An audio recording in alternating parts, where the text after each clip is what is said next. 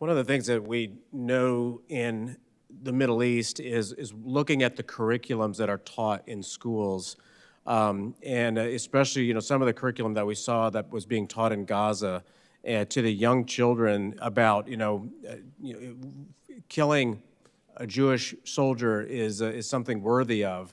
I mean, do we see this sort of education system at all in these countries? Because what are the young people learning? Are they learning to be pursuing peace and prosperity? Or are they also being taught anywhere in these schools some sort of jihadist activity is worthy of accomplishing? I refer to my colleague from DRL as well, since they publish reports on this that cover some of these issues. Sure. So you'll see in our human rights reports where we call out human rights violations across countries around the world. In terms of Nigeria's curriculum in particular, I don't have that information right in front of me, but we're happy to report back to you on the committee. Sure. No, that's fine. I appreciate you both, and thank you again, Mr. Chairman, for having this hearing. Thank you for your questions and comments. We are joined by the former chairman of the Africa Subcommittee, who is now over at the Energy and Commerce Committee, James, and I want to thank him. February of 2024, he had a very important hearing on Nigeria and other advocacy throughout that time. So the floor is yours. Mr. Chairman, thank you so much for your personal invitation, for your leadership, and for your friendship. I'm honored to be back. Psalms 96:14 asks, "Who will rise up for me against the wicked? Who will take a stand for me against evildoers?" Nigeria is facing one of the gravest religious freedom crises in the world. As the former chairman of the House Foreign Affairs Committee on Africa, I have visited and have seen firsthand the direness of the conditions in what is now the deadliest place on earth to be a Christian. They are targeted, displaced, and killed simply for their faith. The ancient plea, "Is there no help for the widow's son?" still echoes today. Since 2019, nearly 17,000 Christians have been killed. In the first 7 months of this year alone, hundreds more were murdered. On June 13th, during the Yellowater massacre, more than 280 Christians were slaughtered in a single day. These are not isolated tragedies, but a sustained pattern of religiously motivated violence, often ignored or even enabled by the Nigerian government. Extremist groups like Boko Haram, Fulani militants, and ISIS West Africa attack often without any meaningful intervention from authorities. The lack of response has created an atmosphere of impunity where Christians continue to live in constant threat and fear. The United States has previously recognized this crisis. President Trump not only designated Nigeria as a country of particular concern during his first term, but redesignated it again in his second term after President Biden inexplicably removed that designation. Religious persecution is tied to political repression and weakening institutions in Nigeria. Example, the detention of Mazi Nnamdi Kanu is a clear example. In 2022, Nigeria's Court of Appeal struck down the charges against him and ordered his release. The UN Working Group on Arbitrary Detention has also called for his unconditional release. Yet he remains in solitary confinement, in deteriorating health, and recently had to represent himself in court. Nigeria has signaled that the law is optional and targeting Christians is fair game. Just hours ago this morning, despite the pleas and cries of the Nigerian people and many Nigerian lawmakers, Mazi Nnamdi Kanu was convicted on all charges. For fiscal year 2025, the U.S. has requested nearly $8 billion for sub-Saharan Africa. But when Americans see political prisoners, judicial defiance, and the slaughter of Christians, they understandably ask as they meet their own struggles, why should our tax dollars support governments that refuse to protect their own people? Is our aid aiding a genocide? Nigeria is a nation of tremendous potential, but that potential is being choked out by violent persecution of its Christian population. No country can build a stable future where churches are burned, believers are killed, and communities live in fear. The United States must stay engaged, and Nigeria must change course now. Mr. Pratt, a direct question. Do you believe, in your professional assessment, that the government of Nigeria has been infiltrated by jihadists?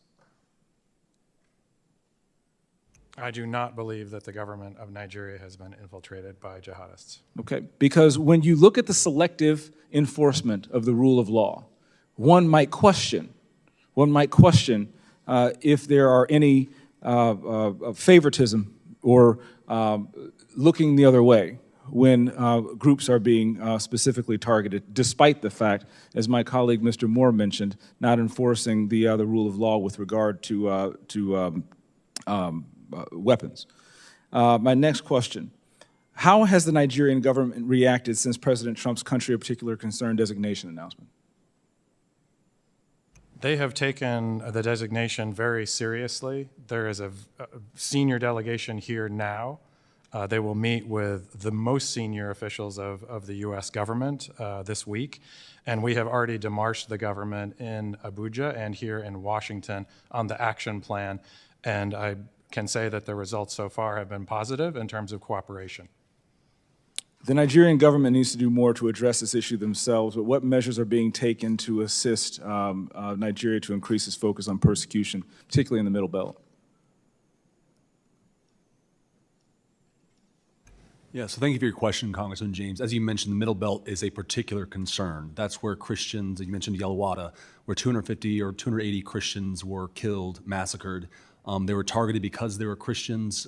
Churches have been burned there. There have been internally displaced people there. And so we're reviewing all options at the State Department, including Chairman Smith, you mentioned in our bureau, we have Global Magnitsky Act sanctions. We have other tools at our disposal as well to make sure that Nigeria, the Nigerian government gets the message that we are serious about the persecution of Christians and other communities as well, but particularly Christians right now who are suffering disproportionately in the Middle Belt. Thank you for your answer, Mr. Chairman. Thank you for having me again. God bless you, and good luck. I'm here for you. Thank you so very much, Chairman James, and thank you again for your great service. I'd like to, between the ranking member and I, we're both going to ask one more question and then go to our next panel. I would like to yield mine to my good friend, Mr. Hozenga, who asked a very serious question about the IDPs in Benue, and if there's any answer that you wanted to give and the tyranny of the clock precluded that, please feel free to do so, and then I'll yield to my friend and colleague. Thank you, Mr. Chairman. I appreciate you yielding to me, and I think you saw my passion on this earlier, but there are serious issues, and part of that interview from Arise TV, one of the other questions to me was, well, doesn't the CPC damage Nigeria economically in a way that is going to disincentivize economic growth and foreign companies coming into the country?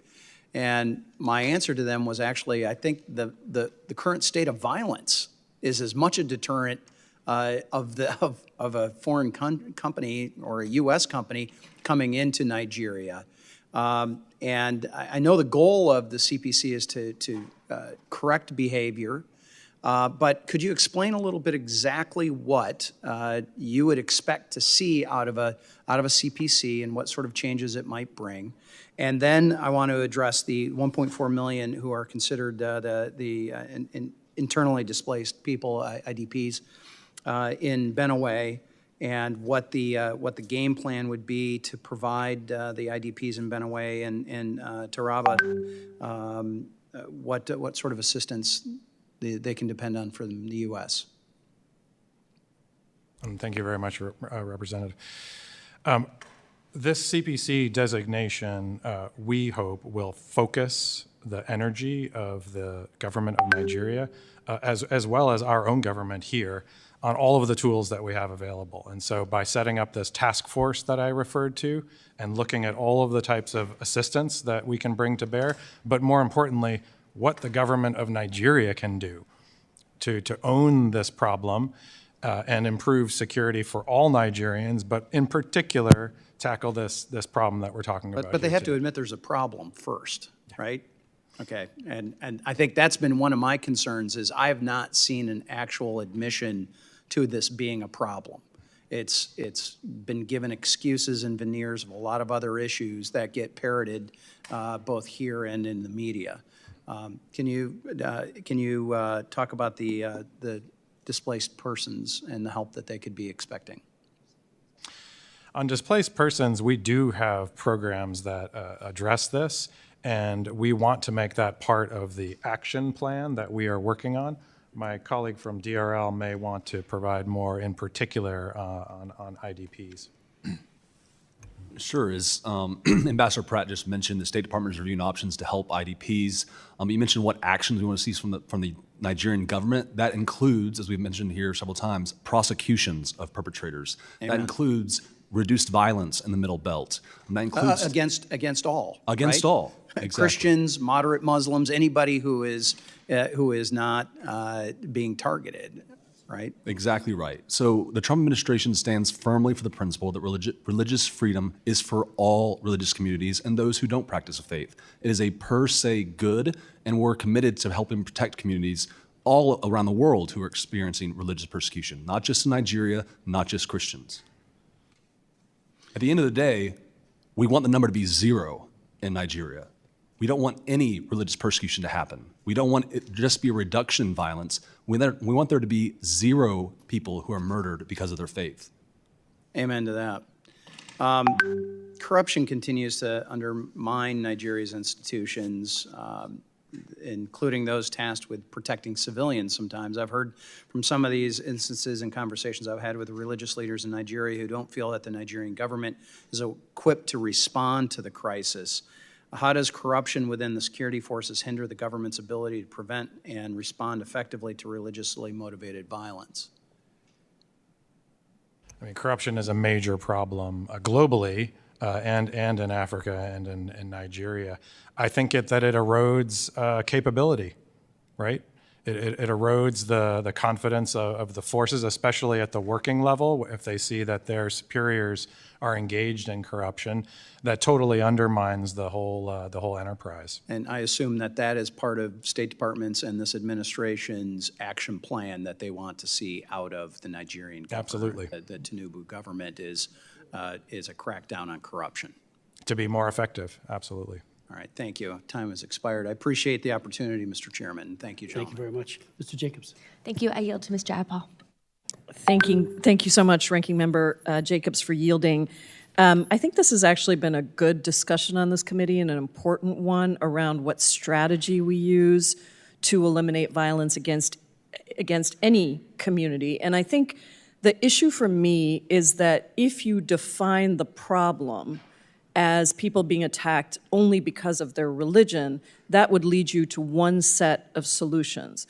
If you define the problem as people being attacked for other reasons, it would lead you to a different set of conclusions and strategies. And I think, Ambassador Pratt, I resonated when you said we have lots of tools in the toolbox. One of those tools is just around the kind of assistance we give to efforts that are cross-faith, interfaith, cross-cultural, building the kinds of ties that we need to build. Because I think this is not a religious oppression Olympics. We're not trying to say one religion is worse oppressed than another. We're saying, how do we get to that ending point that we all agree on, that there shouldn't be violence against any of these communities? And so I guess I want to ask you about programming that specifically promotes interfaith or cross-cultural dialogue.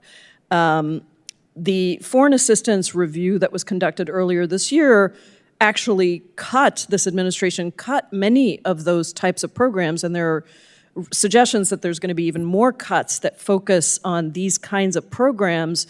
One of the ones I was looking at very carefully that I know is Nigerian Youth Care, and that's one that provided Nigerian youth with mentorship and training on how to bridge religious and cultural divides. Given the administration's concerns about religious conflict and some of the shared goals we've articulated, can you explain why that contract was canceled?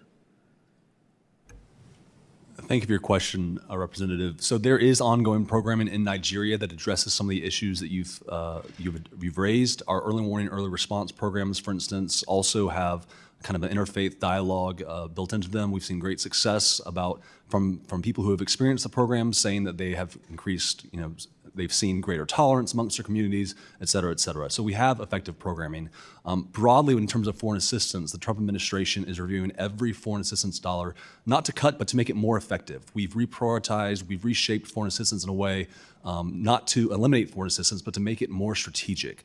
The United States has been the most generous partner around the world of any country for foreign assistance. Secretary Rubio has said we will continue to be the most generous country. So I'm happy to share some of the programming success we've seen and get back to you on those answers. I would appreciate that, and if you can look into this one in particular, and I might send you a few others, because I think that if you say that you're only going to focus on a particular kind of program and you say some of these things are not effective, my work overseas in all of these countries says that some of this work takes time to develop the kind of leadership that is not going to be divided down the road. And so it may not have the same metrics of success immediately that you see, but I think many of these programs really do prove to be extremely important in the long term. And so I just would like to know, what is the status of each of those U.S.-funded programs related to religious tolerance? If you could share a list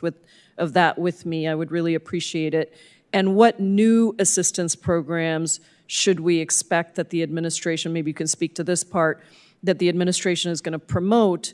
That's the second part of the question. And then the third part of the question for you is, I am concerned about some of the reports I'm hearing that certain programs are just going to be cut because they focus on particular communities, or they, are framed in a way that somehow is part of a some sham DEI initiative. And so maybe you could speak to those last two and get me the list of the first one. Sure. So I'm happy to follow up with the committee on specific program we have across Africa. The administration is committed to using its foreign assistance effectively and strategically, and gets the most bang for its buck for American taxpayers, because ultimately we're responsible to the American taxpayers. So in terms of programming, I'm happy to get you the specific answers that you're looking for.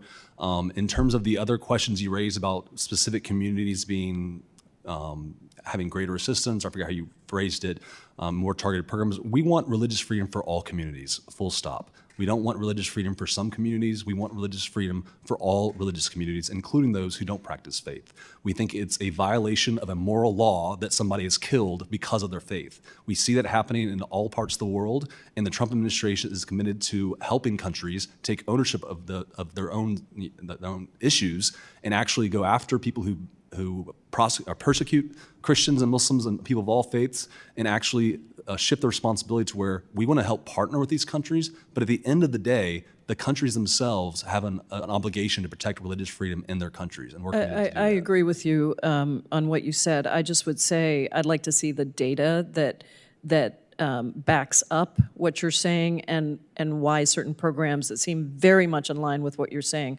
are being canceled. So I appreciate your attention to this, and we'll follow up. Thank you, Mr. Chairman. Thank you, Ranking Member. And thank you. Thank you both for your testimonies, but above all for your leadership. It's extraordinary. And so thank you, and we'll move on to our second panel. Thank you.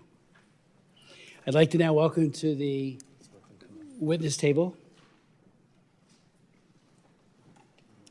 And we will show a very short video that was just taped yesterday from Mrs. Akpen, I should say, a survivor of the Yellowwater massacre. She lost 5 of her children, and it's just one example of the incredible heartbreak of being slaughtered because she's a Christian, because her family was a Christian. And that'll be showing in 1 second. But if our witnesses could come to the table.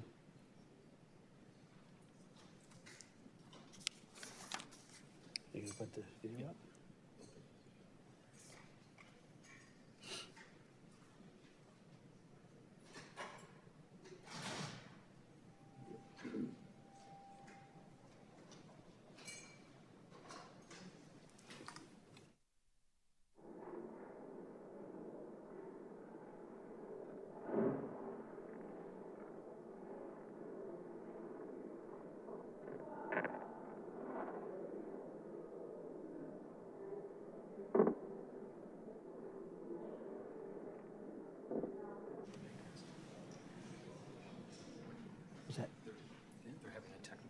Okay.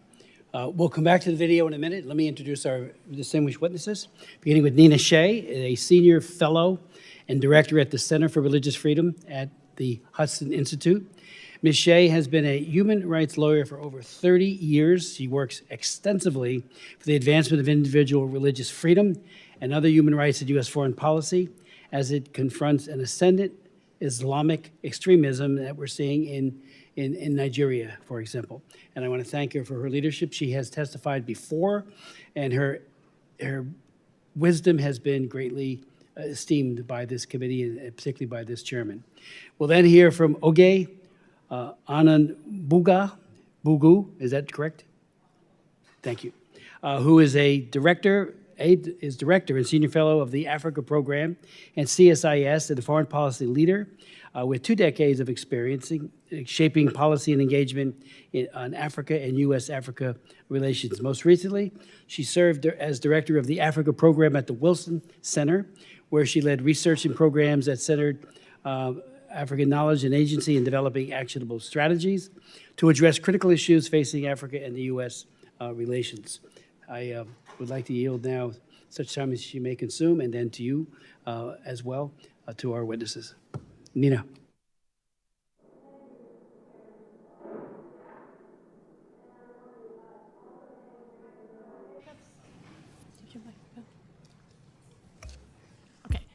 Thank you, Mr. Chairman. Thank you, Ranking Member Jacobs and members of the committee for holding this very important hearing. The debate about CPC designation for Nigeria began in earnest in Washington last spring after you, Mr. Chairman, had introduced a resolution that urged CPC designation for Nigeria, as you had previously done in 22, and when the subcommittee held a pivotal hearing on the case for Nigeria's CPC designation last March. Thankfully, President Trump listened, and he made his decision based on 2 criteria. One, under the International Religious Freedom Act, that these were severe violations of religious freedom, and that the government of Nigeria, President Tinubu, was either actively engaged or tolerating these violations. Those are the criteria of the IRF Act. So Nigeria's multifaceted terror problem that has had a devastating impact on both Muslims and Christians alike is well known, but the long overlooked persecution of Nigeria's Middle Belt Christians by Fulani jihadi militias finally got Washington's attention when that March hearing was held, and Bishop Anagbe testified. The bishop gave startling firsthand testimony that described frequent raids on farmlands of his Makurdi diocese by armed Fulani Muslim herders who kill, rape, or kidnap residents, all the while shouting the jihadi battle cry, Allahu Akbar. Bishop Anagbe, who testified today as well, and I'm honored to be part of this hearing with him, related that 20 parishes in his diocese have been shut down because of these attacks. Moreover, he said, Nigeria's government was doing nothing to stop this. I agreed in my testimony then that Nigeria should be designated a CPC precisely because the relentless and systematic Fulani attacks targeting Middle Belt Christians are carried out with complete government impunity. By contrast, the government is fighting the terror groups in the north. So this is really key to understanding why CPC is warranted in this case. The bishop's frank testimony required heroic courage. He soon began receiving death threats. A few weeks later, Fulani militants attacked his home village and massacred 12 of his relatives and scores of others.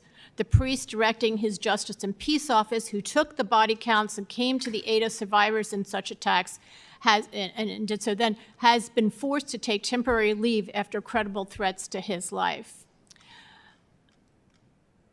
Mr. Chairman and White House, Mr. Chairman, you and White House officials who had met with Bishop Anagbe were appalled when you heard of this. The attack was part of the brutal pattern seen in hard-hit Benue and various other Middle Belt states, but it also raised the concern that this attack was in reprisal for his testimony to Congress, one organized not simply by nomadic herders, but by those in Nigeria who are close observers of Washington. 2 weeks after that incident, Yelawada, which is, by the way, only 5 miles from the state capital of Makurdi, that's Benue State, was hit by a large Fulani raid. Others have spoken about that. Over 270 Christians were murdered, and the victims included some who had been displaced from their hometowns by prior Fulani raids and had sought refuge in Yelawada because there's a military garrison there.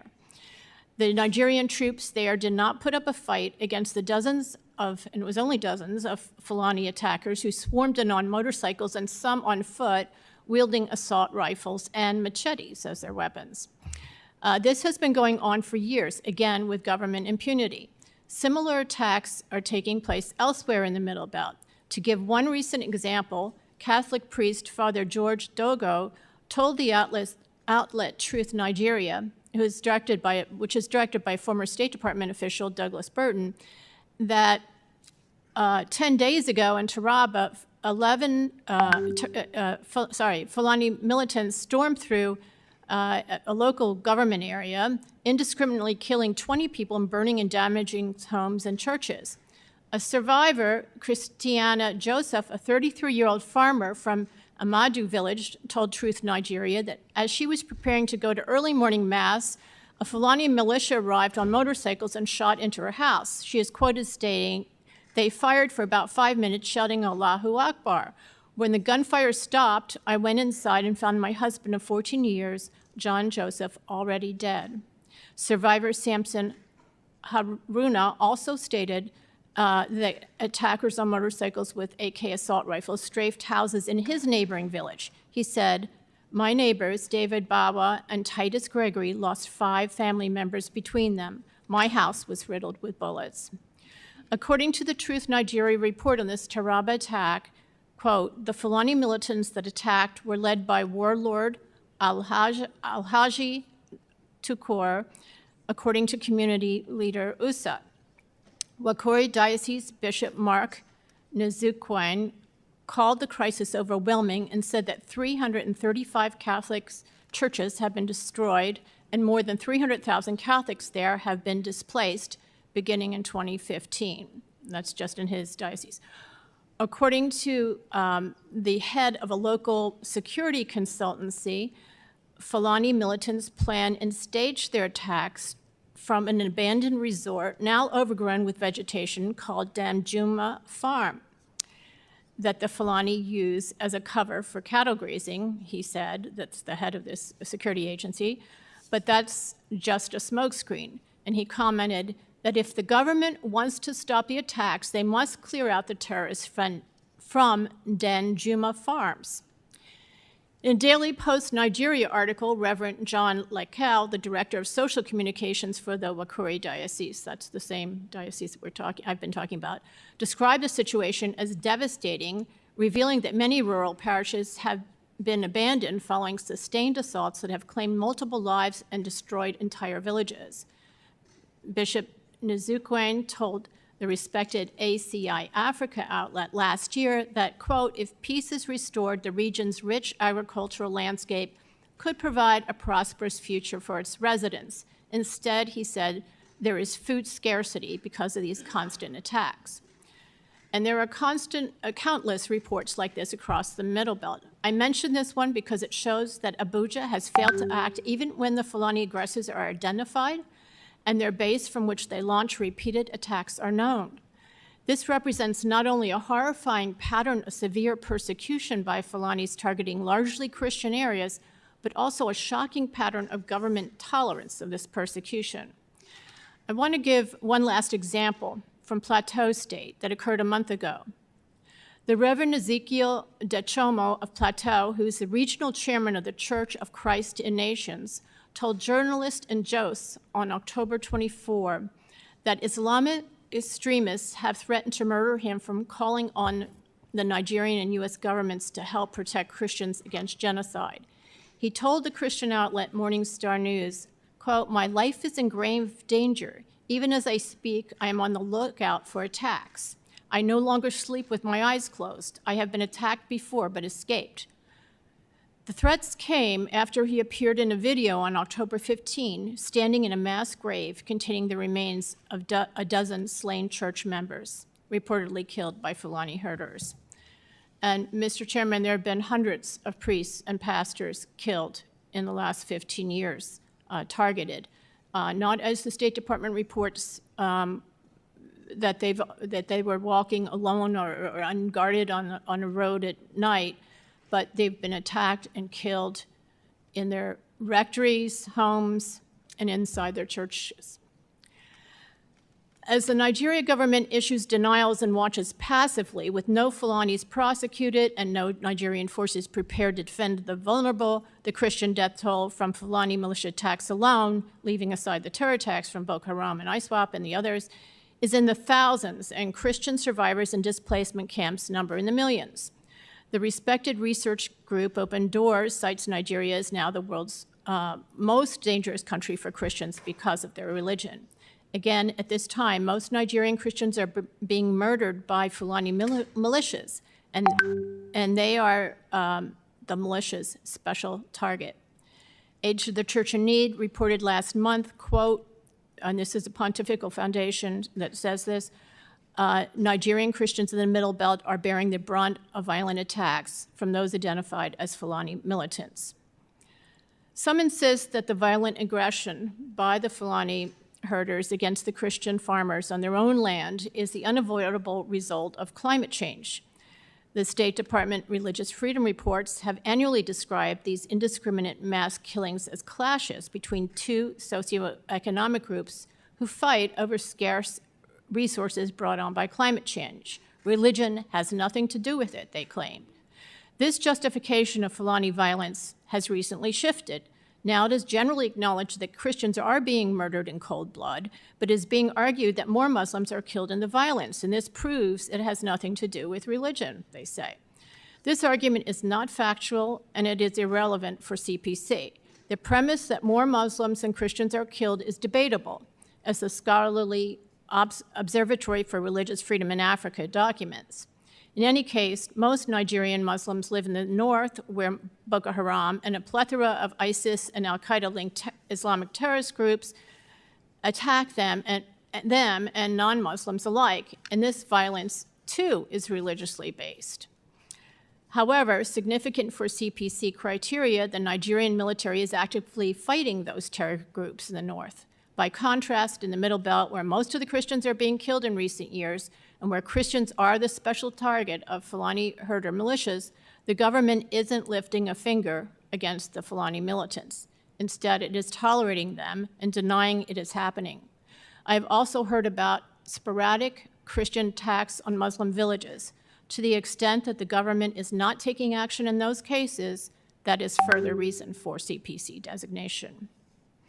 Political momentum to list Nigeria among the world's worst persecutors gained throughout October as the annual CPC review neared the year-end deadline, and reports of massacres kept coming.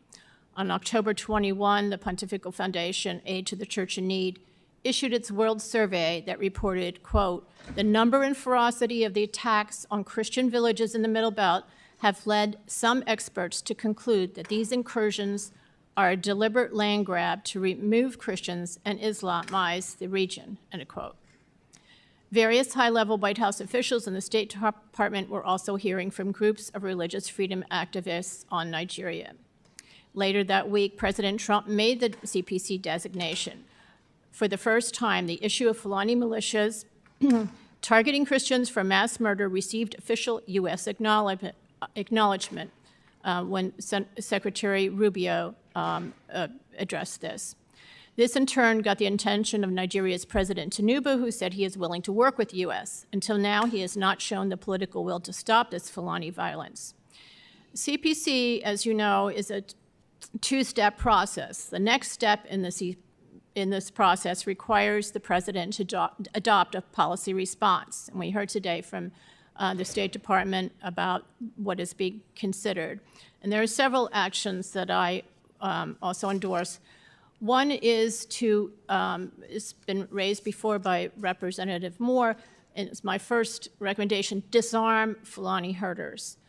These militias are loosely organized. They don't have explosives or drones, don't use tunnels, suicide vests, or propaganda films. They are an unsophisticated, but nevertheless lethal force because they come armed with AK-47s and 49s, while their targets have only homemade pipe bombs to defend, pipe guns to defend themselves with. Assault rifles, such as those used by the Fulanis, are heavily regulated by Nigeria's Firearms Act and illegal for the targeted Christian farming villages. The act specifically only allows homemade what are called Dane guns, cap guns, and another muzzle-loading guns. The act thus outlaws the firearms that would match the assault rifle firepower of Fulani militias and leaves the peaceful Christian communities essentially defenseless. President Tinubu should order the removal of Fulani heavy weapons, raiding their encampments at Dan Juma Farm in Taraba and other places in the process. He should direct the powerful cattle breeders associations, such as the Mayeti Allah Cattle Breeders Association, to cooperate in doing this. Two, fortifying targeted areas. So U.S. foreign aid in Nigeria in recent years has amounted to about $1 billion annually.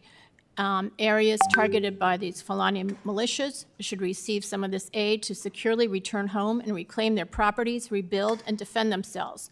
For example, this aid could go toward intelligence sharing, the training and equipping of local private security guards, as well as other measures. Again, the Fulani militias are not the formidable foes seen in ISIS and al-Qaeda, and their attacks could be prevented relatively easily, prevented and defended against by these basic measures. Humanitarian aid is important, and this should be for the victims of Fulani herder militia attacks, and this should be distributed through trusted local providers, including through the churches on the ground that are currently one of the main aid providers to the survivors of these attacks.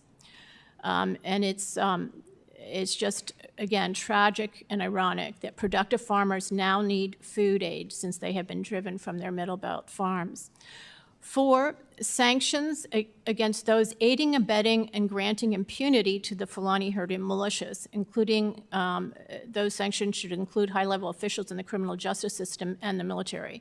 The U.S. should gather intelligence regarding official responses to the Fulani herder militias and review possible visa and Magnitsky sanctions for those aiding and abetting. The Fulani warlords' names are known or knowable. Out of all the, I think it's important to understand that out of all the violent attacks by Fulani herder militias, there have been only a few arrests. One involved the prosecution of a Fulani herder who was convicted of destroying melons at a melon company who received a 10-year sentence. It shows the government can get tough when it wants to. And 2 high-profile legal cases of violent attacks on Christians have seen movement in recent months. One concerns the Catholic Church of St. Francis in Ondo, where terrorists killed some 40 worshipers on Pentecost Sunday in 2022. Depositions are being taken in that case, Ondo's bishop recently told me, but the trial has not yet started. It's important to note that's not in the Middle Belt, it's in the South. The 5 suspects being held are said to be part of the East African Shabab terror group and are not members of the Fulani herder militia. The other case involves the Yelawada massacre itself, where charges are have been filed against 5 Fulani herders in September in an extremely rare example of prosecution that I believe is attributable to the pressure raised by the CPC debate in Washington. Finally, the International Religious Freedom Act suggests as a possible policy response to CPC designation a binding agreement with the country to prevent further violence. So I think that that is something that should be considered as well.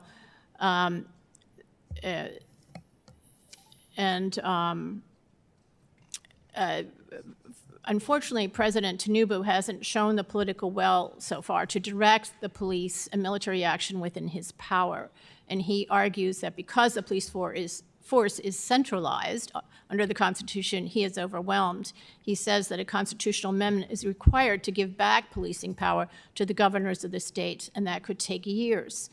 However, right now, there exist legal ways he can shore up defenses within the targeted Christian areas.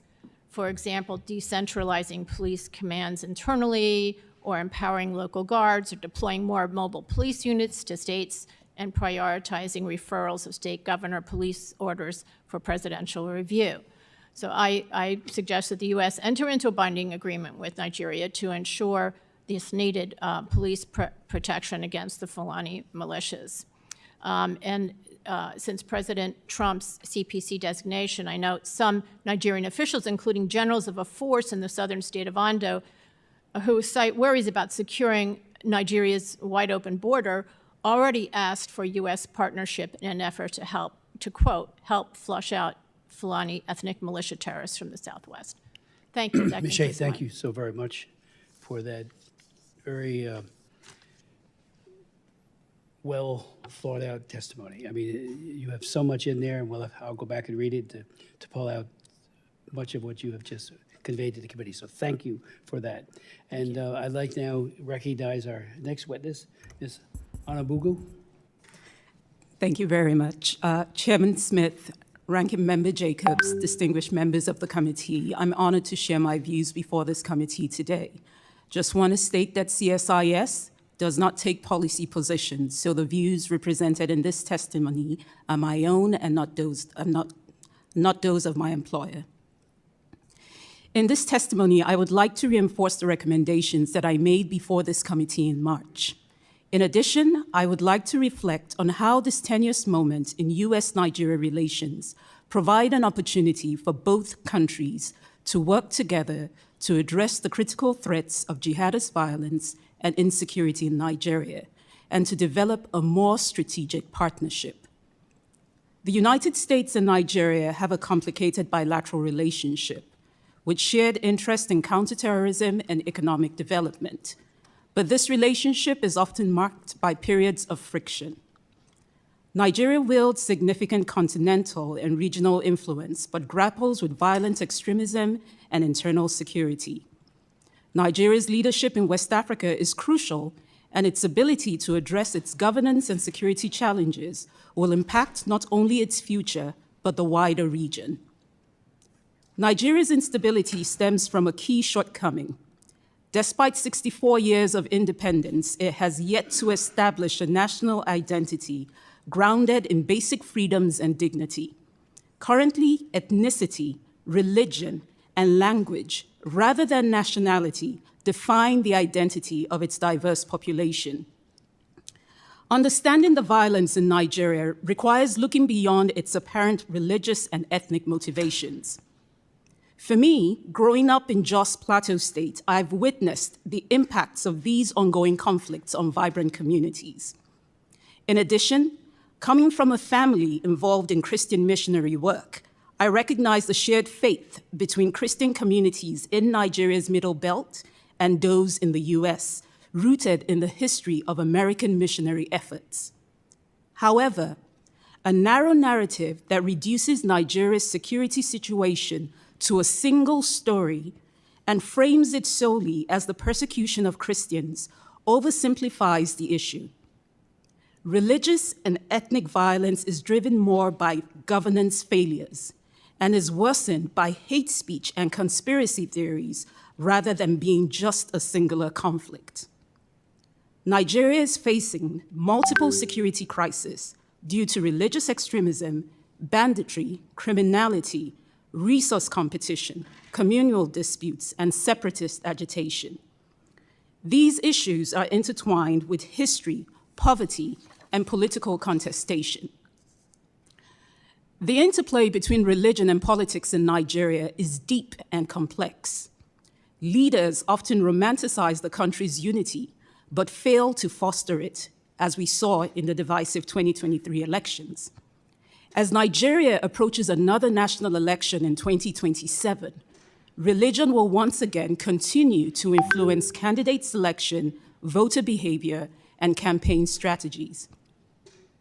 The Trump administration's claims that Nigeria is permitting targeted killings of Christians distracts from the broader issue of extremist violence and insecurity in the country. Since returning to civilian rule in 1999, Nigeria has been a major recipient of US security assistance, primarily aimed at counterterrorism. Despite this significant assistance, the extremist threat in Nigeria has worsened, expanding from the northeast, where Boko Haram has waged a 15-year insurgency, to the northwest, where so-called bandits are raiding villages. Most victims in both of these regions are Muslims. Since Boko Haram's emergence in 2009, Nigerian administrations, including the administration of President Tinubu, have struggled to improve security.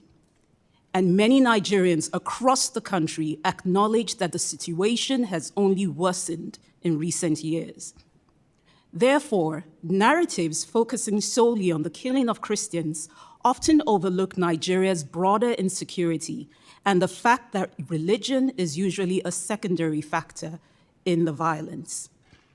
Recent violence in the Middle Belt predominantly affects Christian farming communities from various ethnic groups. Victims are mostly believed to be killed by Fulani herders who are primarily Muslims. But the killings aren't explicitly motivated by religious reasons. While some community members actually describe the violence in their communities as genocidal, they often emphasize that the underlying causes are ethnic and material, such as land grabs, rather than on religious differences alone. Nevertheless, the high level of insecurity across Nigeria has left many religious communities, including Christians, at risk. The failure to hold the perpetrators of these violent acts accountable has created both a sense of impunity among the attackers and a sense of grievance in the affected communities. Nigerian citizens have mixed reactions to the US redesignation of Nigeria as a country of particular concern. Many particular Christian groups welcome the attention, seeing it as a chance to push the Nigerian government to act against the violence. However, there are also concerns among many Nigerians, including Christians, that President Trump's threats of military action could also exacerbate existing political tensions.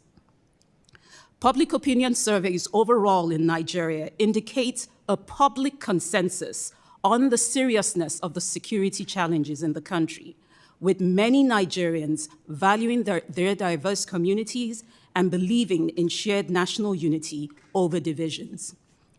Now allow me to offer some concrete recommendations. First, to the United States government. It's important to engage deeply and broadly with communities across Nigeria. The US can play a constructive role, but it must avoid selective intervention and address the concerns of all Nigerians across all religions to prevent worsening sectarian divisions. Two, it's important to rethink reactive quick-win actions that may seem beneficial to Nigerians, but could have larger and far-reaching negative impacts. If the Trump administration proceeds with unilateral military action in Nigeria, it could endanger the Christians it aims to protect and worsens divisions along religious lines. Third, prioritize security governance to help tackle the violence. The US should reassess its security cooperation with Nigeria, focusing on building a program that prioritizes security governance and ties military support to tangible reforms. This renewed partnership should extend beyond military aid to include intelligence sharing, rule of law, and governance. 4, support local actors that are advancing inclusive peace and conflict resolution. Supporting moderate religious leaders and community networks in developing early warning systems can shift the focus from identity-based conflict to sustainable solutions. 5, work more with Nigeria's states and its growing city centers. The US government should decentralize its engagement with Nigeria by strengthening dialogue and support for receptive leaders at state and local levels, particularly in the Middle Belt, which is home to about 45 million people. The focus should be on local security to foster a safe environment for agriculture and manufacturing. This approach should integrate economic development with sustainable peace by addressing root causes of the conflict through economic revitalization, institutional reform, and business initiatives. Finally, for the US government, it is important to revive the US Congressional Bipartisan Caucus on Nigeria. The US relationship with Nigeria is a key strategic partnership in Africa. An active bipartisan congressional caucus will highlight this importance, foster discussions, and provide a platform for diverse perspectives to better inform legislative responses on various issues. Now, recommendations for the Nigerian government. It is important to appoint a Nigerian ambassador to the United States to improve its international engagement and manage narratives about its security realities. It's critical for President Tinubu to appoint a capable Nigerian ambassador to the US, as I also recommended in my testimony in March. Second, the Nigerian government needs to make accountability of both perpetrators and of the authorities central to the response. Nigerian citizens need justice, as criminality in the Middle Belt has increased due to impunity. The narrative of Christian genocide has gained traction because of years of mass killings without accountability, leaving many faith communities feeling abandoned. Third, Nigerian government needs to get serious about police reform. Nigeria's single federalized police force struggles to address the country's complex security challenges.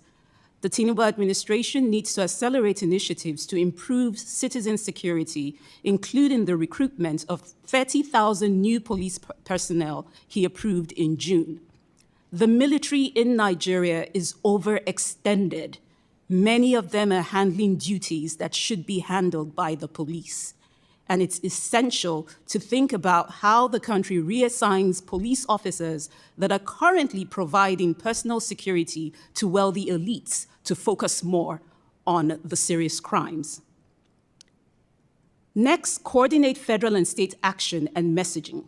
Effective coordination so desperately needed among Nigeria's federal and state governments is often undermined by finger pointing, and this must stop. Finally, for the Nigerian government, it's important to start laying the groundwork for peaceful elections in 2027. Nigeria must address the use of religion as a trigger for electoral violence. The new leadership in its election commission presents a chance to restore public trust in the electoral system, promote responsible political behavior, and strengthen security and judicial processes. The violence in Nigeria has resulted in significant loss of life. However, addressing the country's complex security issues solely in religious terms and focusing on one group of victims is counterproductive. A fresh approach is needed both for Nigeria and the United States. Nigeria must tackle its institutional weaknesses in security, justice, and conflict prevention to effectively end the violence and hold perpetrators accountable.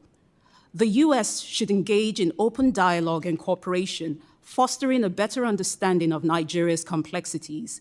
Both countries can leverage current diplomatic tensions to strengthen their bilateral relationship and collaboratively address the wider threats of jihadist violence in Nigeria and the surrounding West Africa and Sahel region, as both nations have vital interests at stake. Thank you again for inviting me to testify, and I welcome your questions. Thank you so very much for your testimony. We do have a video I'd like to show. This is of Mrs. Akpen, a survivor of the Yalwada massacre. She lost 5 of her children. The baby in her hands is her one remaining child, but she and so many others who were slaughtered that day, her family. We hear from them, we hear from her, the priest in the picture, that the horror the PTSD from that is just unthinkable.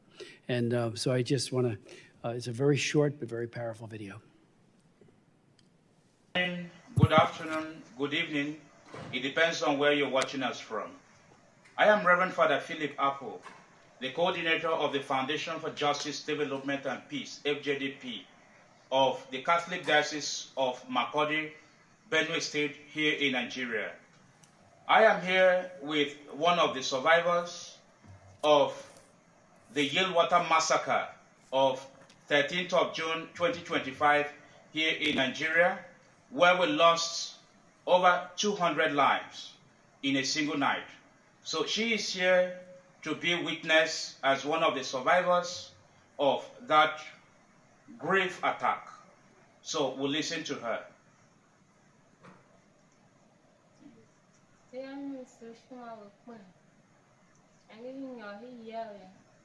That her name is Nsoshima Akpen.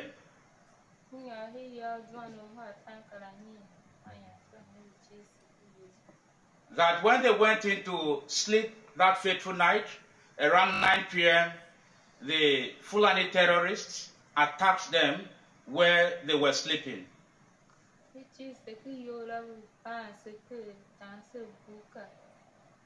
That they were locked inside the camp, Al Yilwata, and they were butchering them with cutlasses and shooting guns as well.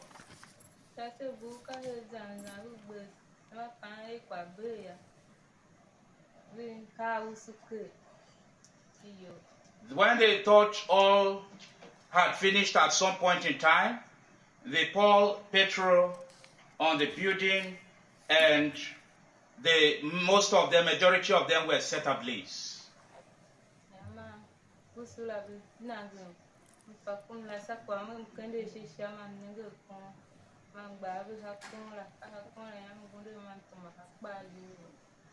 That in the course of this action, she saw a tree up when she lifted up her eyes, and she raised her head on the tree, climbed up where she was able to hit herself.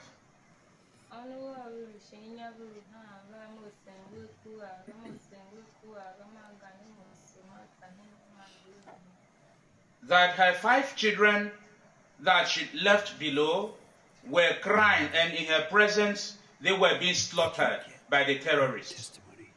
Okay.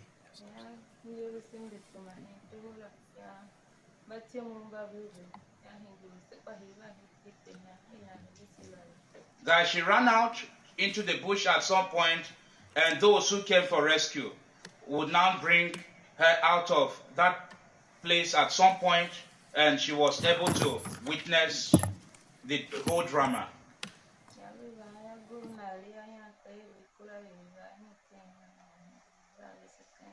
And when the people came, they were now relocated to a new camp. So thank you very much. This is the much we can receive from Nsoshima Akpen. God bless you. Thank you very much. And we now go to questions. Let me just ask, on one of my trips to Nigeria, I did visit the Fusion Center, which there was a great deal of cooperation beginning. And I mentioned that our ambassador, Mike Waltz, to the United Nations was actually deployed there as a Green Beret and a part of a special forces training component. There was a great hesitancy on the part of our government to engage that to the degree that would really make a difference. And I'll tell you what they told me. They said that they were worried about the applying the Leahy law so that we do not fund or train human rights violators. So believing that, I actually asked, I had a hearing, and Ed Royce did a hearing on the full committee, and we asked the Undersecretary of State under the Obama administration how these could be trained. And she said, matter of factly, half. We don't need half, but a large number, half would be, that could be trained in counterinsurgency. They wanted night vision goggles. They wanted intel to track down Boko Haram and these other and then emerging groups, ISIS West Africa, for example, and it never really materialized the way it could have. Now, one of the hopes I have, and we hope many of us have, coming out of this, will be that there will be a renewed effort to, again, support human rights trained people, men and women who are not accused, and certainly that is a very difficult thing to prove one way or the other. The lay law is very hard to implement. And I sat through an actual session with a Foreign Service officer in Abuja,